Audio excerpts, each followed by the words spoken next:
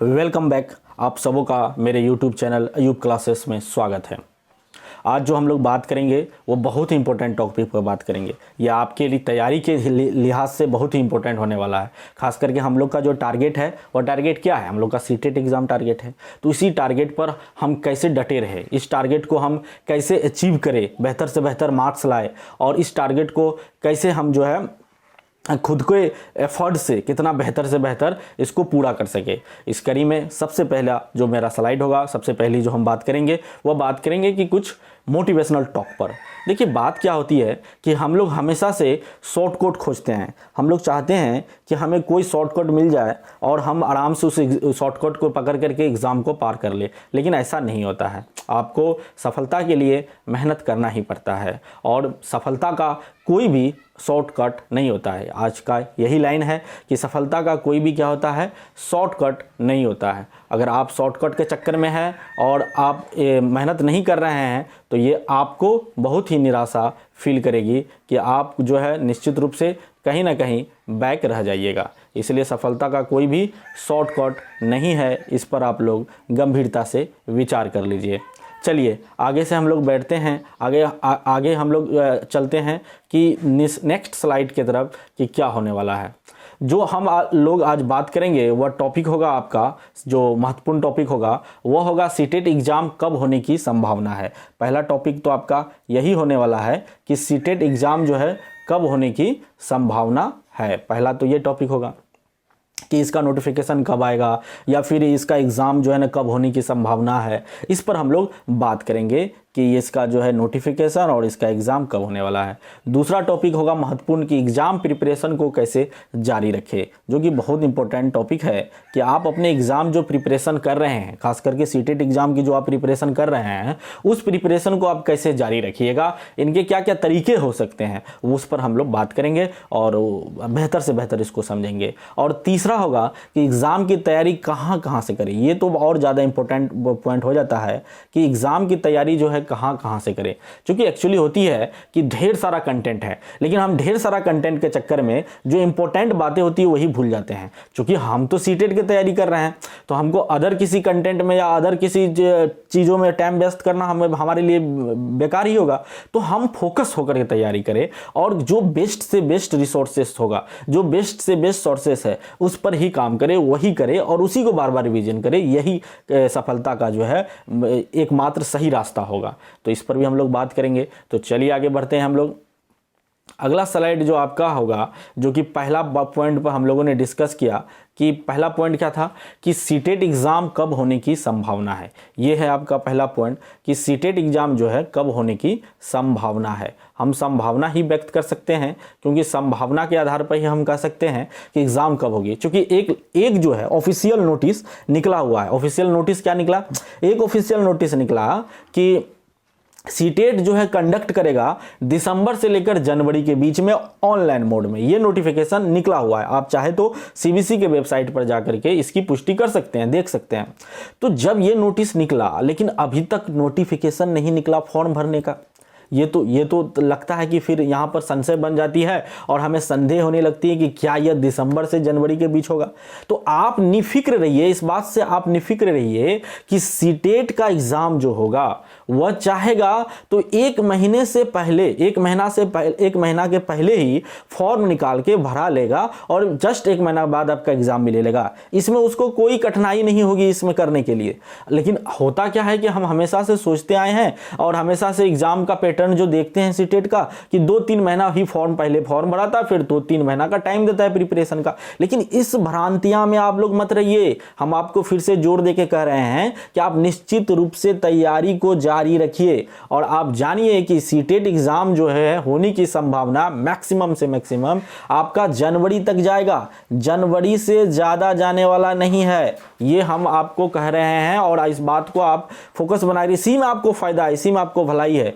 और और ज़्यादा अगर बहुत होगा तो दिसंबर के लास्ट तक, जो उन्होंने कहा था कि दिसंबर का लगभग 15 दिसंबर के बाद यानी 20 दिसंबर के आसपास जो है शेड्यूल जारी निकल जाएगा एग्जाम का ऑनलाइन मोड में, तो ये हो सकता है। और जनवरी तक जाएगा, जनवरी के लास्ट तक जा सकता है। तो आपके पास जो 2-3 महीना का टाइम है, 2 महीना मिनिमम टाइम है मैक्सिमम आपके पास, तो आप इस तैयारी को छोड़िए मत, जारी रखिए और ये इंतजार में मत रहिए कि जब नोटिफिकेशन आएगा तभी हम तैयारी करेंगे, है ना। तो ये इंतजार आपको कहीं ना कहीं नुकसान पहुंचाइए। तो हम क्या करें, अब इसकी तैयारी कहाँ से करें और कैसे हम खुद को मोटिवेट रखें, इस पर हम लोग बात करेंगे नेक्स्ट स्लाइड में। चलिए आगे बढ़ते हैं। आगे जो पॉइंट है जो जिस पर हम लोग बात कर रहे हैं कि तैयारी कहाँ से करें, ये बहुत ही इंपॉर्टेंट पॉइंट हो जाता है कि आप तैयारी कहाँ से करें। जी आप बताइए कि हम जो तैयारी करें तो कहाँ से शुरुआत करें। तो इसके लिए या आपको हम बताने के लिए ये स्लाइड है और ये इससे बाहर आपको नहीं जाना चाहिए मेरे अकॉर्डिंग, क्योंकि देखिए तैयारी आप लाख इधर उधर कहीं से भी कीजिए, लेकिन जब तक आप रिविजन नहीं करते हैं, मॉक टेस्ट नहीं लगाते हैं, मैक्सिमम से मैक्सिमम क्वेश्चन का प्रैक्टिस करके नहीं जाते हैं, तो सारा क्या हुआ धरा रह जाएगा आपका। तो इसीलिए आप जो है इस बात को मानिए कि सबसे पहल आपको जो तैयारी करनी चाहिए वह तैयारी करना चाहिए अकॉर्डिंग टू ऑफिशियल सिलेबस। ये देखिए अकॉर्डिंग टू ऑफिशियल सिलेबस की बात करते हैं। देखिए सीबीएसई के वेबसाइट पर जाइएगा तो आपको सिलेबस मिल जाएगा, वहां पर सीटेट सिलेबस मारिएगा, पेपर 1 पेपर 2 दोनों का सिलेबस वहां मिलता है, आप वहां डाउनलोड कर लीजिए। सबसे पहली बात है, आप कहिएगा तो टेलीग्राम चैनल पर हम डाल भी देंगे सिलेबस को। तो उस सिलेबस के according first chapter growth and concept of growth and development है एंड विथ लर्निंग है, तो उसको आप पढ़िए। Concept of development and growth and development कहीं पर भी सर्च मारिए यूट्यूब पर या फिर गूगल पर या कहीं पर भी, या कोई बुक में भी आपको मिले, आप उसको पढ़ लीजिए, उसको कवर कर लीजिए, एक शॉर्ट नोट्स बना लीजिए। ठीक है, पहला पॉइंट तो यही होगा, है ना। तो आप जब सिलेबस के अकॉर्डिंग अपनी पढ़ाई जारी रखते हैं, और साथ ही साथ आपको एक बात और इंपॉर्टेंट पॉइंट बता देते हैं कि ये इंपॉर्टेंट पॉइंट ये है कि अगर आप जो है बिफोर एग्जाम यानी बिफोर जो है बिफोर आपका नोटिफिकेशन से पहले अगर आप अपना सिलेबस कंप्लीट कर लेते हैं तो आपको बहुत ज़्यादा फायदा मिलेगा। कहिए कैसे? देखिए आप सिलेबस के अकॉर्डिंग टॉपिक बाय टॉपिक का नोट्स बनाएं और उसकी पढ़ाई किए, है ना। आप कहाँ से पढ़ाई कीजिएगा, कौन कौन बुक से पढ़ाई कीजिएगा, कैसे कीजिएगा, वो तो हम आपको बताएंगे, आगे बताए जाने वाले हैं। तो आप जो है नोटिफिकेशन आने से पहले आपकी सिलेबस पूरा हो जाएगा। जब नोटिफिकेशन आएगी या एग्ज़ाम का डेट आएगा, उस टाइम में आप उस टाइम से प्रैक्टिस करना शुरू कीजिएगा। प्रैक्टिस करने का भी दो स्टेज होता है। फर्स्ट स्टेज में आप प्रीवियस ईयर का मॉक टेस्ट मारिए, सेकेंड स्टेज में आप जो है ऑनलाइन पेपर पर जाकर के अभ्यास कीजिए, और थर्ड स्टेज में थर्ड भी ले लीजिए आप, फिर प्रीवियस को देख कर जाइए। यही सही सटीक तरीका होता है प्रैक्टिस करने का। तो आप सबसे पहले तो अपना अकॉर्डिंग टू सिलेबस आप अपना नोट्स तैयार कर लीजिए। पहला पॉइंट तो यही होगा, इसको चलिए। दूसरा है कि सॉल्व पेपर के द्वारा आप सॉल्व पेपर आपको कहाँ मिलेगा, तो सॉल्व पेपर के लिए या तो आप बुक खरीद लीजिए, यूथ कंपटीशन का प्रकाशन का बुक आता है, एक होगा तो एक वीडियो आप कहिएगा आप लोग, तो बुक को लेकर के हम बना देंगे कि कौन कौन सी बुक हमें लेनी चाहिए, है ना। अलग यहाँ करेंगे थोड़ा लंबा हो जाएगा, इसीलिए यहाँ शॉर्टकट में आपको बता रहे हैं, एक बुक को लेकर के भी आप वीडियो बना देंगे आपको। तो हम बात कर रहे हैं कि सॉल्व पेपर के द्वारा। तो सॉल्व पेपर बनाने से क्या होता है कि आपको प्रकृति पता चलता है, स्टैंडर्ड पता चलता है, लेवल पता चलता है कि हम कैसा पढ़ाई करें, किस हद तक पढ़ाई करें। देखिए आप जिस एग्जाम की परीक्षा देने जा रहे हैं उस एग्जाम के बारे में पूरी नॉलेज आपको होनी चाहिए, उसकी पेपर की पैटर्न आपको पता होनी चाहिए और पेपर के नेचर भी पता होना चाहिए, और ये आपको सॉल्व पेपर से बेहतर कोई नहीं दे सकता है। लिख लीजिए आप, सॉल्व पेपर ही आईना दिखाता है कि हम कैसा सवाल पूछेंगे, कोई भी किसी भी एग्जाम का सॉल्व पेपर आईना है और कोई नहीं। तो सॉल्व पेपर आप अच्छे ढंग से कीजिए और उसको पहले देख लीजिए, उसके बाद फिर एक सिलेबस तो आप पढ़ लिए हैं, पहले तो सॉल्व पेपर देख लीजिए, फिर पूरा सिलेबस। सॉल्व पेपर देखना है तो देख लीजिए, लेकिन बनाने के चक्कर में भी नहीं रहना, सिलेबस को पूरा पढ़ना है, टॉपिक बाय टॉपिक को तैयार करना है, नोट्स बनाना है। उसके बाद जो है आप आकर के सॉल्व पेपर को बनाइए।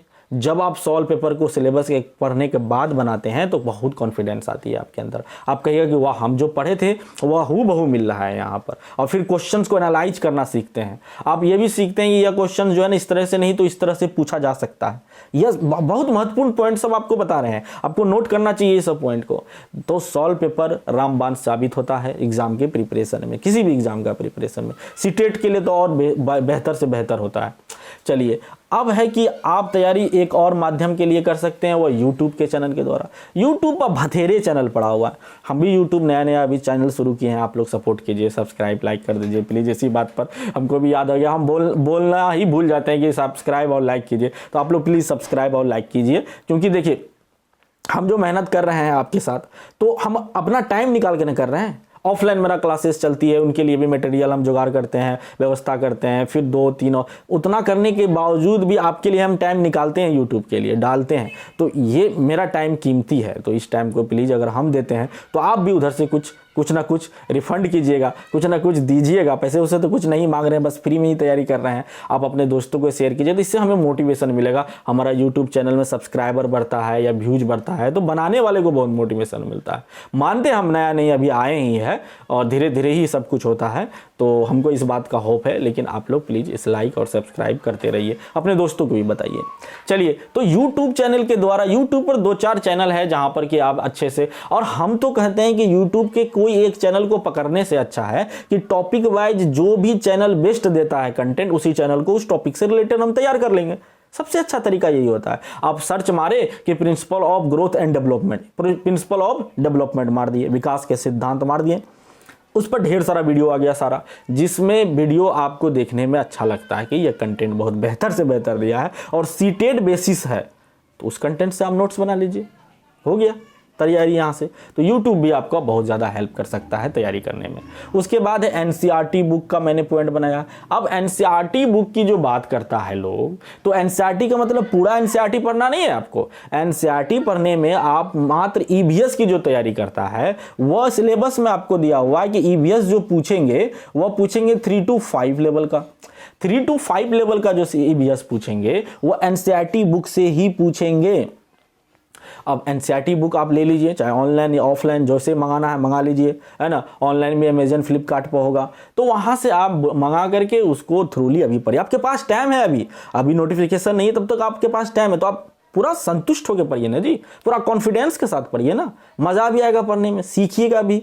तो 3 to 5 का आप अच्छे से पढ़ लीजिए, खास करके 4-5 का। देखिए इसमें टाइम नहीं लगता ज़्यादा, आपको जो कंटेंट चाहिए वो प्रीवियस ईयर क्वेश्चन देख चुके हैं, सिलेबस देख चुके हैं, तो आपको पता है ना कि हमें कैसा कंटेंट चाहिए सीटेट एग्जाम के लिए। हम वैसे ही कंटेंट छांटेंगे NCERT से कि पूरा लाइन बाय लाइन तो हम नहीं ना अपना नोट्स बना लेंगे। जो पूछने योग्य है आपसे जो पूछेगा वही आप ना कीजिएगा, और हमको पक्का विश्वास है आप जब पढ़िएगा ना इसको तो आपको समझ में आ जाएगा कि कौन सा लाइन हमारे लिए इंपॉर्टेंट है सीटेट के लिए, है ना, पक्का हो जाएगा।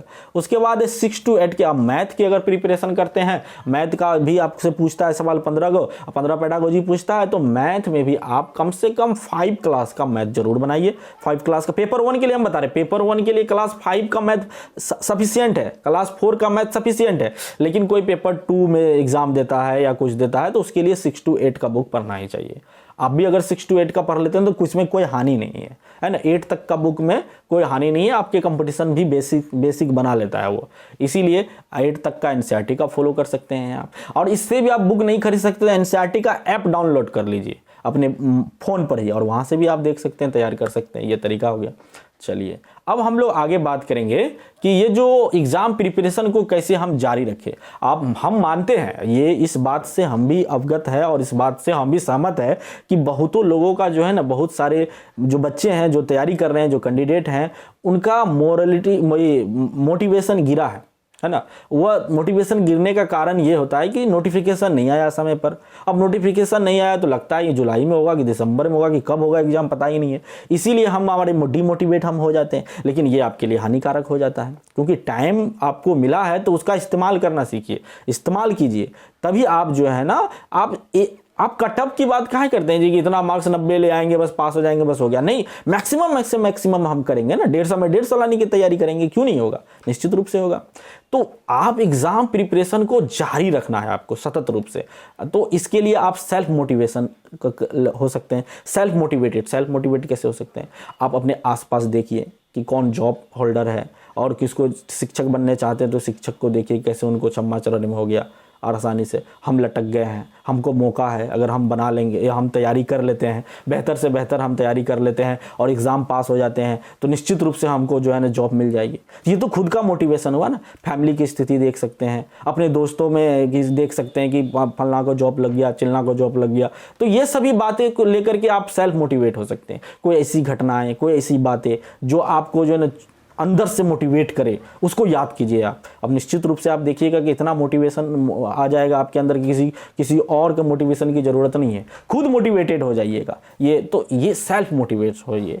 आप कुछ करने की आप जो है ना हिम्मत जुटाइए, है ना, खुद को साबित कीजिए कि मैं भी कुछ हूँ। इस दुनिया में जो जीवन मिली है तो ऐसे ही नहीं मिली है, इसका कुछ ना कुछ उद्देश्य है, कुछ ना कुछ कारण है जो भेजा है यहाँ पे। तो इस पर आप जो है ना कोशिश कीजिए कि सेल्फ मोटिवेट हो सके। दूसरा है कि आप जो है तैयारी का जो होता है वह तैयारी के माहौल में रहकर आप रहिए। तैयारी का माहौल, आपका जो दोस्त यार है जो इस सीटेट एग्जाम का प्रिपरेशन कर रहा है उसके साथ बैठिए, उसके साथ डिस्कस कीजिए, उससे बातें कीजिए फ़ोन पर, है ना। तो आप एक माहौल में रहिएगा। उससे पूछिए कि तुम्हारा कौन कौन सा टॉपिक क्लियर हो गया, वो बोलेगा मेरा फलना टॉपिक क्लियर हो गया, या मेरा ये लर्निंग का टॉपिक क्लियर हो गया। तो आप कहिए मेरा तो लर्निंग का टॉपिक क्लियर नहीं हुआ, तो आप भी भिड़ जाइएगा उसमें। तो आपको जब वह माहौल मिलेगा तभी आप कर पाइएगा। आप है किसी और के माहौल में, मान लीजिए एसएससी एग्जाम का तैयारी के माहौल में है, आप कहिएगा हम सीटेट, तो संभव ही नहीं है। हर चीज का अपना एक माहौल होता है, तो इस बात को समझिए आप। उसके बाद शिक्षक के मार्गदर्शन में आप देखिए, माहौल के लिए जो है ना, माहौल के लिए हम सबसे बेहतर तरीका आपको बताएं, सबसे बेहतर तरीका, अगर आसपास कोई भी ऑफलाइन कोचिंग अगर मिल रहा है तो वहां आप ज्वाइन कर लीजिए। ज्वाइन करने से क्या फायदा मिलेगा, ऑफलाइन कोचिंग में मानते हैं कुछ पैसे लगते हैं, लेकिन वहां जो टीचर होता है उसकी रिस्पॉन्सिबिलिटी बहुत होती है कि हम बच्चे को अधिक से अधिक मार्क्स दिलाएं। तो साथ में आप जो ग्रुप में बनिएगा वहां तो सब तैयारी करने वाला है, और रोज रोज आप उसके लिए टाइम निकालिएगा कि हम तैयारी करने के उद्देश्य से ही एग्जाम ट्यूशन ज्वाइन किए हैं। पैसा भी इन्वेस्ट होगा तो और ज़्यादा सीरियस हो जाइएगा आप। तो ये माहौल का बेहतर से बेहतर आपको मिल सकता है। तो ये तरीका बेस्ट है आपका कि आप किसी ऑफलाइन कोचिंग में ज्वाइन कर लीजिए, या ऑनलाइन भी कोचिंग आप ज्वाइन कर सकते हैं, वो भी आपको माहौल देगा। लेकिन जितना कारगर माहौल ऑफलाइन देता है उतना ऑनलाइन नहीं देता अभी भी। चलिए, उसके बाद है शिक्षक के मार्गदर्शन में। अब जैसे आप कोचिंग कहीं पर ऑफलाइन ज्वाइन कर लेते हैं या कहीं रहते हैं तो निश्चित रूप से शिक्षक के मार्गदर्शन में रहिएगा, तो वहाँ तो आप बेहतर से बेहतर कीजिएगा ही कीजिएगा। शिक्षक हमेशा चाहता है कि हमारे जो भी स्टूडेंट है, जो भी बच्चे हैं, वो बेहतर से बेहतर मार्क्स लाए। बहुत उसकी रिस्पॉन्सिबिलिटी होती है, बेहतर से बेहतर कंटेंट देता है वो। बच्चे जितना ज़्यादा ऐसा ग्रहण कर पाते हैं, जितना ज़्यादा मेहनत कर पाते हैं, उतना वो रिजल्ट आता ही आता है। हम भी शिक्षक, हम भी ऑफलाइन बच्चे को पढ़ाते हैं, तो हमारी पूरी कोशिश होती है कि कुछ भी ना छोड़े, ऐसा कुछ भी ना छोड़े जिससे एग्जाम का कोई क्वेश्चन में कहीं बनाने में दिक्कत हो, तकलीफ हो। हर चीज पर हम जो है ना क्लियर करना चाहते हैं और करते भी है। हमारे बच्चे से आप मिलना चाहते हैं तो ऑफलाइन आके मिल सकते हैं, कोई दिक्कत नहीं है। तो आप जो है अपनी तैयारी को जारी रखिए। मैं आपसे यही कहता हूँ, आखिरी बार कहूँगा कि तैयारी जारी रखिए। चलिए, अगला नेक्स्ट स्लाइड है कि अगला तो कुछ ही नहीं है, अब खत्म हो गया। यही है कि आप लोग लाइक और सब्सक्राइब कीजिए और मेरा चैनल को ग्रोथ करवाइए। मैं आपके साथ हूँ, आप भी हमारे साथ रहिए, और निश्चित रूप से हम आपको एग्ज़ाम तक आपके साथ रहेंगे, और मेरी जहाँ तक की भी होगी कोशिश हम करेंगे। बिजी शेड्यूल होते भी आपके लिए टाइम निकालेंगे, खुद के लिए भी हम टाइम निकालते हैं। बात है कि कुछ प्रिपरेशन भी चल रहा है, लेकिन फिर भी हम और ऑफलाइन कोचिंग भी करवाते हैं, लेकिन उसके बावजूद भी आपके लिए हम टाइम निकाल रहे हैं। तो बहुत बहुत धन्यवाद आपको मेरे ये यूट्यूब चैनल देखने के लिए, मेरा ये वीडियो अच्छे ढंग से देखने के लिए। आप सबों का नमस्कार, आदाब, सत श्री अकाल।